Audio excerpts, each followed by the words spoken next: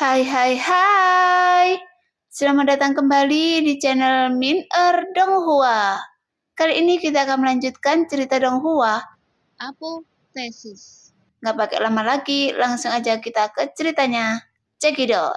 Saat pertama kali melihat kata-kata pahatan batu itu, mereka sendiri tidak percaya bahwa keajaiban akan benar-benar terjadi.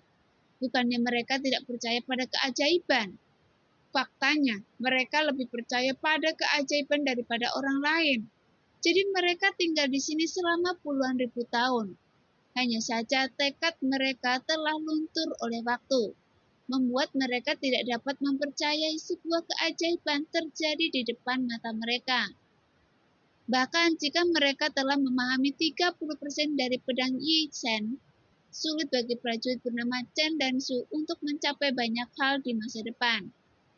Bagaimanapun juga, mereka telah tinggal di sini selama bertahun-tahun dan telah membuang terlalu banyak waktu di sini.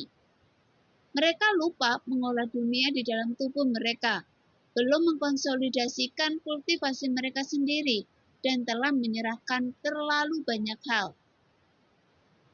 Namun berdasarkan pemahaman mereka sendiri, kedua orang ini cukup untuk menjadi tokoh populer di beberapa tempat suci kelas 10.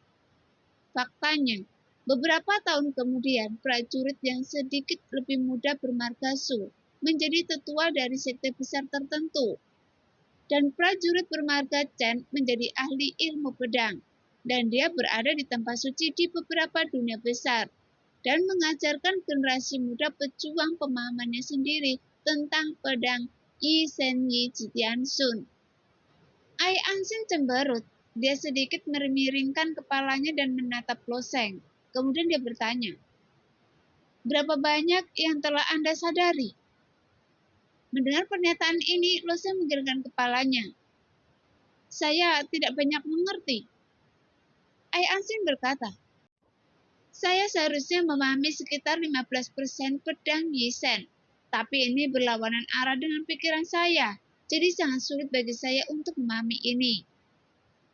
Kata-katanya terdengar seperti dia bersikap rendah hati. Faktanya, dia masih agak bangga. Lagi pula, kecuali beberapa pemilik istana, kebanyakan orang hanya mengerti sekitar 10% di antara generasi pejuang yang lebih muda. Dia mungkin yang paling banyak belajar. Tentu saja, premis ini secara alami mengharuskan Lo Sheng disingkirkan. Namun Lo Sheng hampir sepenuhnya memahami pedang ini. Lo Sheng telah melahap bayangan pedang putih itu sebelumnya dan mengasah niat pedangnya. Seolah-olah pedang Yi Shen ini hampir dibuat khusus untuk Lo Sheng begitu saja. Meskipun Lo Sheng mungkin tidak bisa sepenuhnya memahami pedang Yi Shen, yang paling penting adalah Lo Sheng telah menyadari kesederhanaan beberapa tahun yang lalu. Ketika dia masih makhluk bawaan, dan pedang Yi Shen di depannya bisa dikatakan sangat konsisten dengan niat pedang yang disadari Lo Sheng. Justru karena semua alasan inilah, Lo Sheng bangga memahami sepenuhnya pedang ini. Dan hanya dengan bekerja sama dengan niat pedang yang tidak terkendali, dia dapat benar-benar menampilkan pedang ini. Namun Lo Sheng memang menyadarinya sekarang. Tetapi kekuatan yang dia berikan mungkin sangat berkurang. Lagi pula, mungkin butuh jutaan tahun bagi sosok seperti Yi Jitian Sun untuk mempraktekkan pedang Yi Shen. Terlebih lagi, kesenjangan antara kultivasi antara kekuatan Lo Sheng saat ini dan Yi Jitian Sun tidak dapat dijelaskan. Tapi bukan berarti dia bisa mengeksekusi pedang ini dengan sempurna. Meski begitu, Lo Sheng puas. Berjalan di dunia atas, semakin banyak kartu truf yang dimiliki Lo Sheng, maka semakin baik. 1 bulan kemudian, Lo Sheng mengikuti banyak prajurit dari Istana Surgawi Yanmyo dan kembali ke Istana Surgawi Yanmyo lagi. Setelah melewati warisan api, para pejuang mulai memilih untuk pergi berlatih atau kembali ke keluarga mereka untuk menangani beberapa masalah penting. Ai Ansin masih tinggal di seberang Lo Sheng dan dia sedang menunggu kedatangan kakaknya. Sebelumnya, kakaknya mengalahkan Lo Sheng dan memperoleh kebebasan, tetapi dia tidak dapat kembali ke Istana Surgawi Yanmyo bersamanya. Mungkin perlu waktu bagi Aihu untuk melintasi dunia besar dan menemukan dirinya di istana surgawi Yunxiu. Selama waktu ini, dia secara alami tenggelam dalam kegembiraan, dan tidak lama kemudian dia bisa bersatu kembali dengan kakaknya. Adapun Lo Sheng, setelah pewarisan api, hal itu memang membawa rasa frustasi yang kuat bagi Aisin. Tapi orang ini kalah dari saudaranya, dan hanya ingin yang bisa membuat Ai Ansin merasa nyaman. Selama beberapa hari ditinggal di istana surgawi Yunxiu, Lo Sheng selalu mengamati pergerakan dunia di dalam tubuhnya. Aliran energi kacau awalnya sangat lambat, dan sekarang menjadi semakin lambat, tetapi masih belum sepenuhnya dicairkan. Mengamati hal ini beberapa kali sehari, mau tidak mau dia merasa sedikit tertekan ketika dia tidak bisa melihat energi kacau berubah menjadi laut. Selain itu, Lo Sheng mengingat pedang Yisan di awan pedang. Sejujurnya, Lo Sheng sangat ingin menggunakannya sekali, karena dikatakan bahwa para pejuang yang kembali dari warisan api telah mengalami peningkatan kekuatan yang luar biasa. Karena mereka memahami konsep artistik pedang Yisen. Setelah berita tentang terungkapnya rahasia Yijian Tianxun, berita itu segera menyebar dengan cepat ke semua bidang utama dalam aliansi. Beberapa prajurit sebelumnya yang telah lama bertahan di depan batu besar, kemudian menyerah dan meninggalkan alam laut oranye. Beberapa dari prajurit ini pergi dengan sukarela dan beberapa diusir.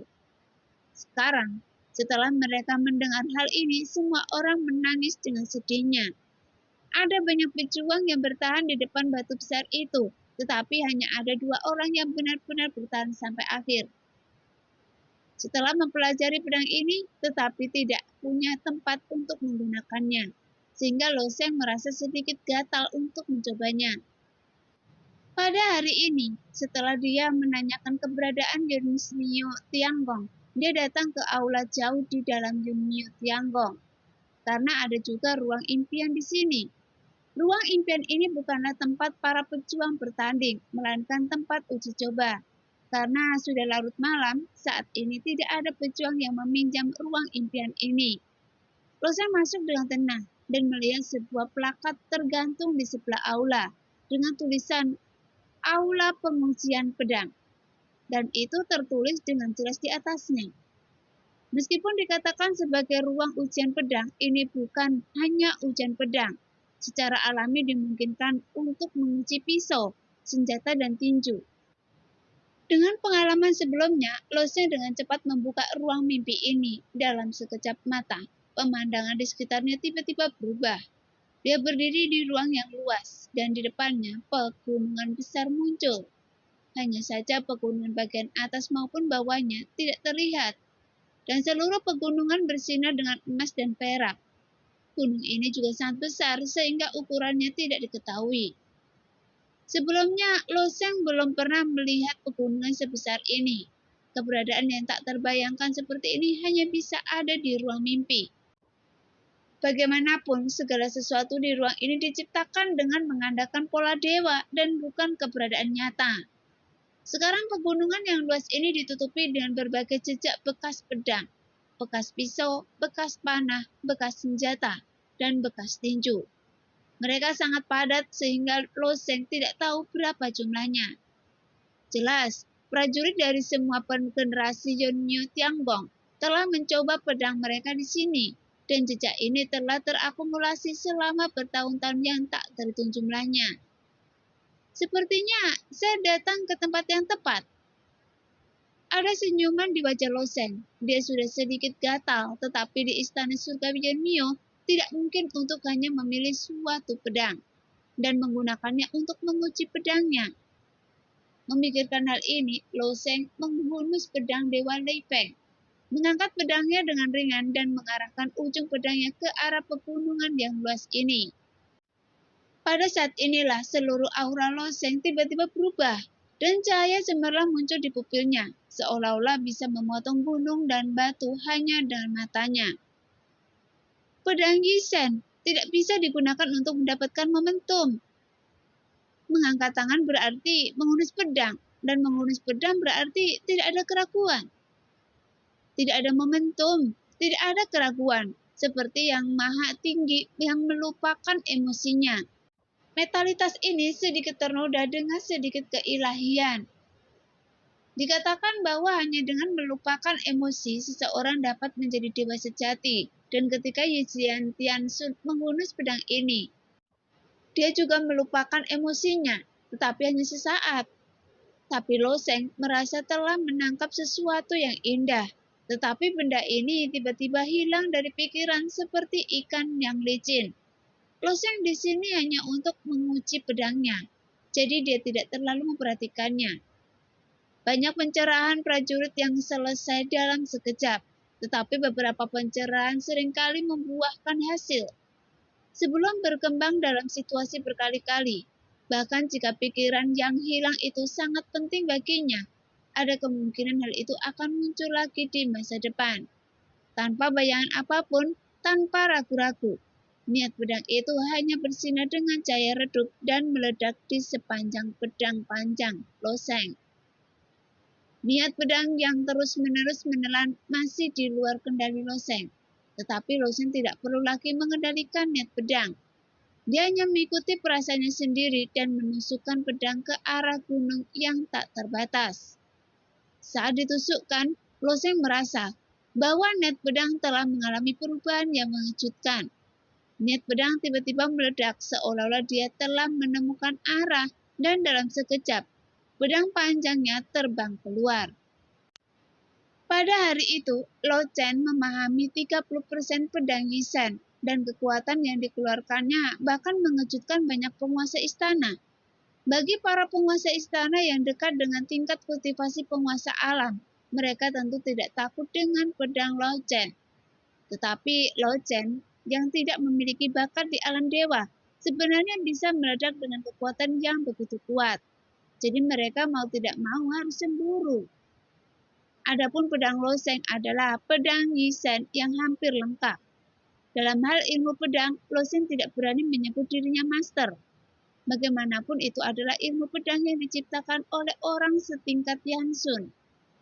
Namun mengandalkan pemahamannya tentang niat pedang Yijian Tianxun, dia mampu melakukan teknik pedang dengan kemiripan 90%.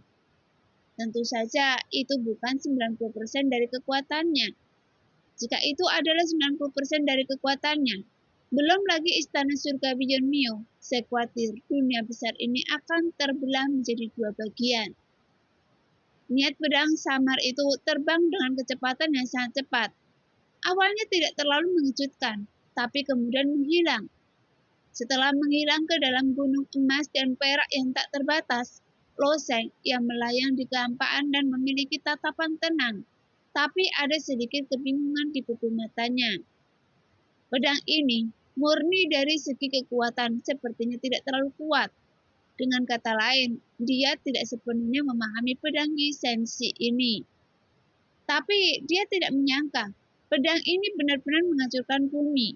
Kemudian niat pedang itu menghilang begitu saja ke dalam gunung, sehingga agak mengecewakan Lo Sheng.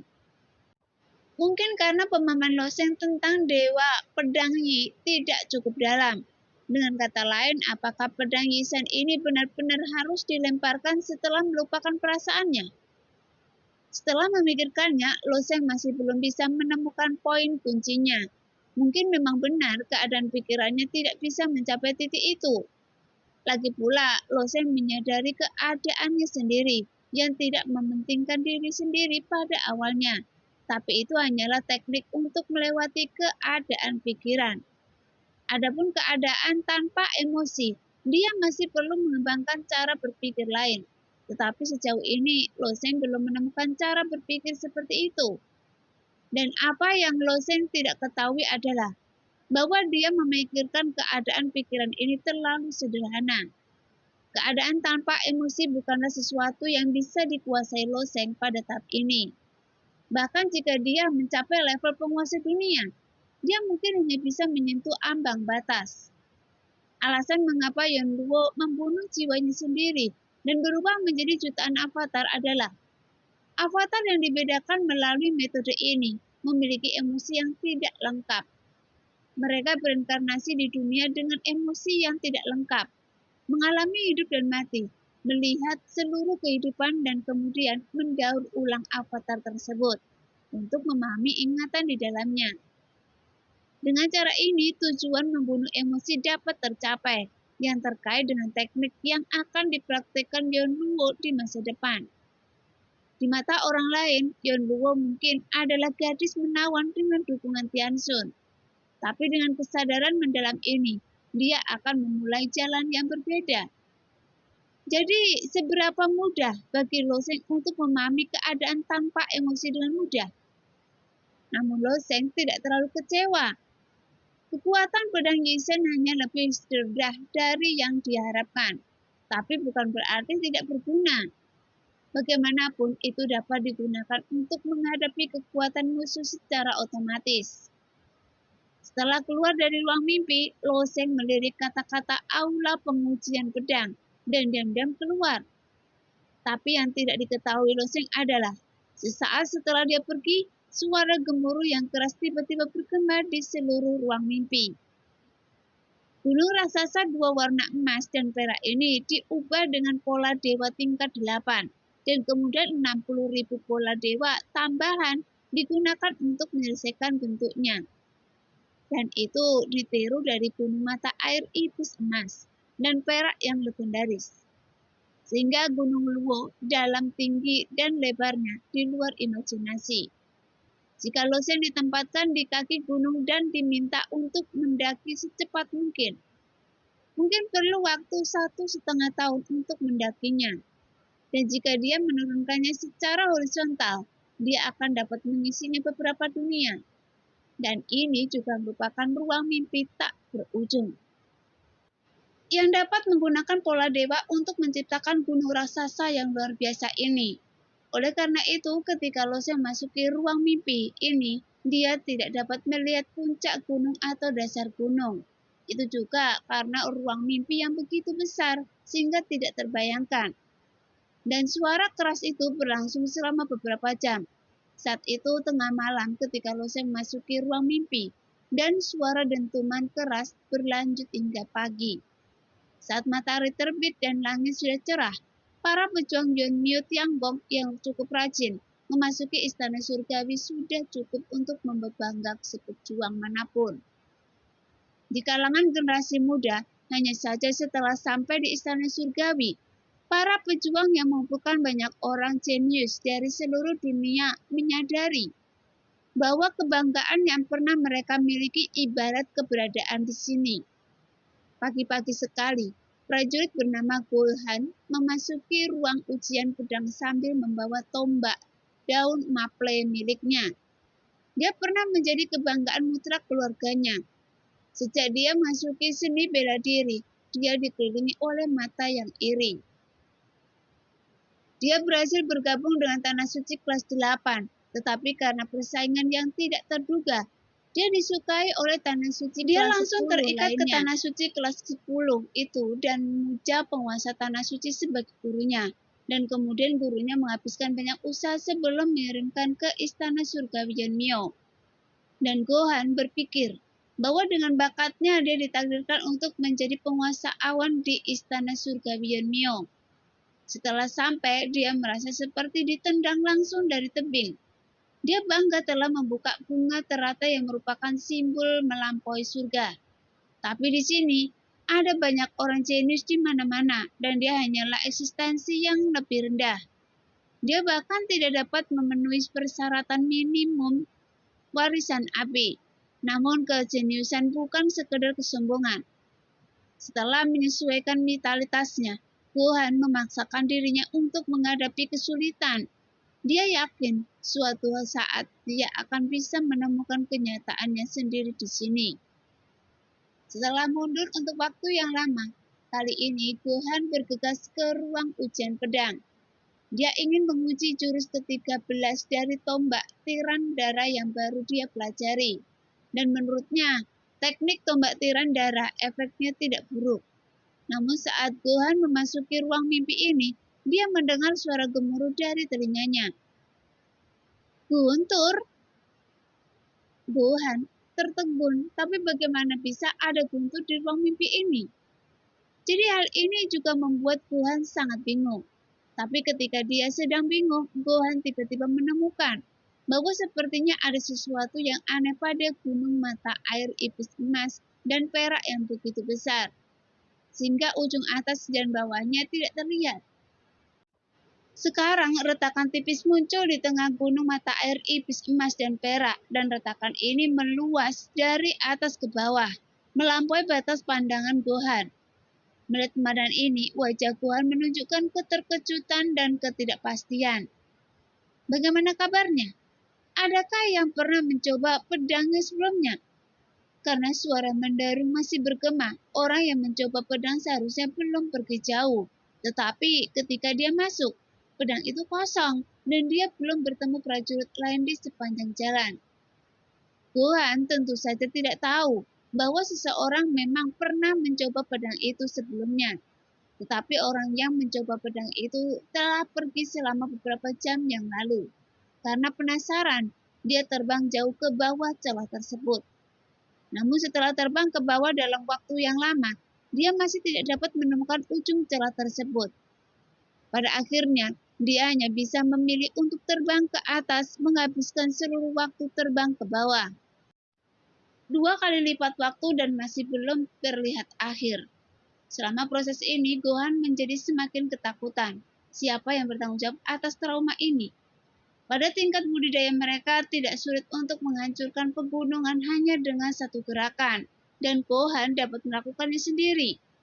Tapi masalahnya adalah gunung mata air emas dan perak itu hanya ilusi di ruang mimpi. Namun ini juga bukanlah gunung biasa. Jika Gohan meledak dengan seluruh kekuatannya, dia bisa menggambar jejak ratusan mil di gunung ini, meninggalkan jejak sejauh 2 hingga 300 mil. Dan ini bukan apa-apa baginya. Di istana surga Beyond Mio, di mana terdapat banyak orang jenius, dia tidak layak untuk disebutkan sama sekali. Setahun yang lalu, dia kebetulan bertemu dengan Suemu yang menempati peringkat pertama di Yanjuntang. Meskipun dia hanya berada di alam hidup dan mati tingkat 9. Suemu yang meninggalkan jalur sepanjang 1000 mil pun di gunung mata air iblis emas dan perak dengan sebuah jejak serangan pedang biasa. Tapi apa yang terjadi dengan jejak yang membentang entah berapa mil hari ini? Memikirkan hal ini, Gohan benar-benar keluar dari ruang mimpi, berbalik dan berjalan ke sudut ruang ujian.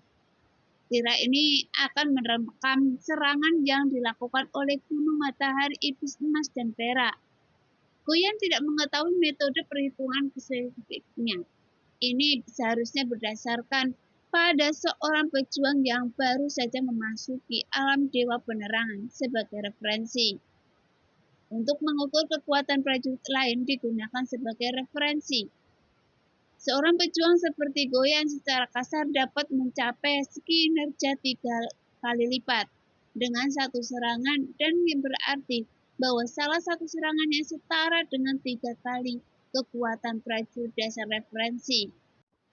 Namun pencapaian semacam ini tidak bisa dicantumkan dalam daftar. Dia hanya ingin melihat berapa kali pria yang meninggalkan jejak mengerikan itu tadi. Di tirai ini, peringkat di aula ujian pedang dicatat secara sederhana. Jika saya ingat dengan benar, rekor nomor 1 sebelumnya dibuat oleh Suemu yang 32 kali lebih tinggi. Diukur dari sudut pandang ini, kekuatan Suemu yang seharusnya 10 kali lipat dari Gohan. Namun ada banyak variabel bagi pejuang untuk menghadapi musuh mereka. Oleh karena itu, bukan berarti Suemu yang 10 kali lebih kuat dari Gohan. Namun yang pasti Suemu yang jauh lebih kuat dari Gohan. Saat mata Gohan tertuju pada tirai, dia tercengang. 379 kali? Ini... Gohan tertegun untuk waktu yang lama dan tidak dapat berbicara. Diukur murni dari segi kekuatan orang ini lebih dari 100 kali lipat dari dirinya. Bahkan jika kita membandingkan Suemu yang orang nomor 1 di Yanjuntang, masih ada selisih lebih dari 10 kali lipat. Ini tidak mungkin. Seseorang yang bisa meledak dengan kekuatan seperti itu tidak bisa menjadi pejuang di alam laut dewa. Setidaknya, dia harus menjadi pejuang yang kuat di alam dewa. Dalam sekejap, Suemu yang sampai pada kesimpulan seperti itu. Namun batas atas kekuatan para prajurit istana ke-13 adalah alam laut dewa, dan seluruh istana surgawi Yeonmyo tidak akan menerima yang kuat dari alam dewa. Jadi itu pasti diaken dari Yeonmyo Tianggong kan? Ataukah orang tingkat tinggi atau bahkan kepala istana dan wakil kepala istana yang berkunjung secara langsung? Meskipun kemungkinan ini tidak tinggi, aula pengujian pedang ini hanyalah dunia rahasia untuk menguji pedang. Dan dia belum pernah melihat orang kuat dari Yeonmyo Tianggong mengambil tindakan sebelumnya. Lagi pula, jika mereka mengambil tindakan, catatan yang terekam di tirai ini tidak akan mencapai ratusan kali, tetapi puluhan ribu atau bahkan ratusan ribu kali. Saat langit semakin cerah, semakin banyak prajurit yang datang ke aula uji coba pedang. Banyak prajurit yang terbiasa memeriksa peringkat di tirai saat memasuki aula uji coba pedang. Bagi para pejuang Yeonmyo Tianggong, ini juga merupakan semacam kemuliaan. 300.000.000 kali. Siapa yang mencapai hasil ini? Bukankah kelipatan ini luar biasa? Mungkinkah itu loseng? Sebagian besar prajurit di sini tidak memenuhi syarat untuk berpartisipasi dalam barisan api, tetapi masih ada beberapa orang yang menembak loseng. Bagaimanapun, apa yang terjadi di barisan api telah tersebar di Istana Surgawi Yeonseo. Bahkan para pejuang yang tidak memenuhi syarat untuk memasuki barisan api telah mendengar tentang perbuatan loseng dan Ai Ansin. Kali ini keduanya menonjol di antara 13 istana dan tidak ada seorang pun yang dapat bersaing dengan mereka di 12 istana lainnya. Mendengar kesimpulan ini, seorang pejuang menggelengkan kepalanya. Sama sekali tidak mungkin seorang pejuang yang dapat menunjukkan kekuatan seperti itu tidak dapat berada di bawah alam para dewa. Saya akui bahwa Loseng telah menunjukkan kinerja luar biasa dalam barisan api dan hampir sekuat monster. Tapi dia juga tidak bisa melakukannya. Pada hari itu, berita tentang peringkat nomor 1 di aula ujian pedang telah menyebar di Istana Surgawi Yeonmyo. Para pejuang ini juga berspekulasi tentang siapa yang meninggalkan hasil yang begitu mengerikan. Dan tokoh populer dalam spekulasi ini adalah Loseng dan Ai Ansin. Jika prajurit di Istana Surgawi Yeonseo adalah yang paling mungkin, mereka mungkin hanya 2 orang tersebut. Tapi keesokan harinya, Ai Ansin memasuki ruang ujian pedang di hadapan semua orang. Setelah melihat hasil nomor 1, dia memasuki ruang mimpi. Ai Ansin juga memahami pedang Yisen, tetapi dia hanya memahami 15% saja. Namun hanya dengan mengandalkan 15% pemahamannya, Ai Ansin meningkat pesat dibandingkan dengan prajurit lain di Istana Surgawi Yeonmyo. Ai Ansin tidak tahu betapa menakutkannya. 379 kali ini. Tidak peduli apakah rekor ini menyebar seperti api, dia dengan senang hati memecahkannya. Tidak peduli apakah rekor ini dibuat oleh Loseng. Setelah sebatang dupa, Ai Ansin meninggalkan ruang mimpi ketika dia melihat hasilnya di tirai. Wajah percaya dirinya tiba-tiba menjadi jelek. Peringkat di atas tirai kembali berubah, namun hasil 379 masih tetap kokoh di peringkat pertama. Namun hasil 32 kali yang diciptakan peringkat kedua terhujung turun 1 baris, digantikan oleh hasil Ai Ansin. Baru saja dia telah mencapai hasil 82 kali lipat dengan 1 pukulan pedang. Dengan seluruh kekuatannya, jika bukan karena hasil di atas yang ditekan dengan kuat di atas kepalanya, dia mungkin akan mengunci di posisi pertama untuk waktu yang lama. Sepertinya bukan Ai Ansin. Kalau begitu, pasti Loseng yang bisa melakukannya. Saya masih tidak percaya, mungkin ada orang lain. Mendengar komentar tersebut, Ai Ansin sedikit cemberut dengan ekspresi ketidakpuasan di wajahnya dan menolak dan memasuki ruang mimpi lagi. Setelah beberapa saat, hasil peringkat kedua lainnya muncul di tiret 84 kali. Hasil ini mendorong hasil sebelumnya Ai Ansin ke peringkat ketiga.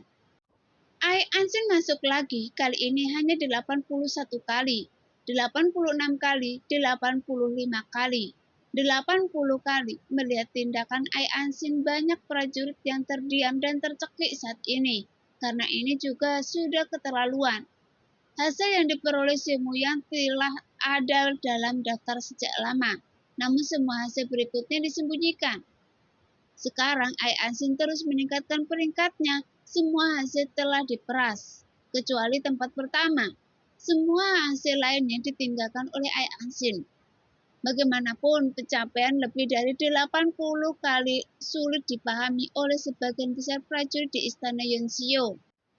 Di masa depan, hampir mustahil bagi prajurit lain untuk masuk dalam daftar. Sekarang banyak prajurit yang menonton sangat tidak puas, tetapi memikirkan kekuatan Ai Ansin yang hampir seperti iblis. Mereka hanya bisa menegakkan gigi dan menahannya. Ai Ansin terus menyikat seperti ini lagi dan lagi. Saat dia keluar dari ruang mimpi untuk terakhir kalinya, wajahnya menunjukkan warna pucat. Pada akhirnya, Ai Ansin tidak punya pilihan selain menyerah. Meskipun ada banyak rumor di Istana Surgawi Yeonmyo, tetapi Lo Sheng sendiri tampaknya menjauhkan diri dari kejadian tersebut. Dan dia masih mempertahankan kehidupan yang sangat teratur. Latih dan amati pergerakan energi kekacauan di dantiannya. Seluruh dunia masih hidup seperti biasanya, dan terkadang akan ada makhluk yang menggunakan token mengaum untuk menyebarkan suaranya ke seluruh dunia.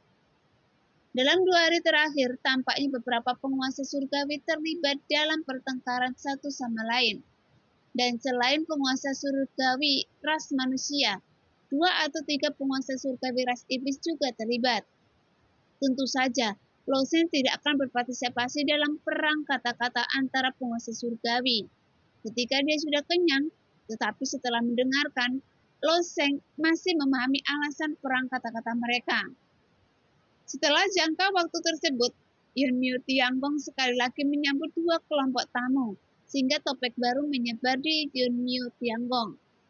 Pavilion Chun Xiang dan Pavilion Lingyan datang secara bersamaan.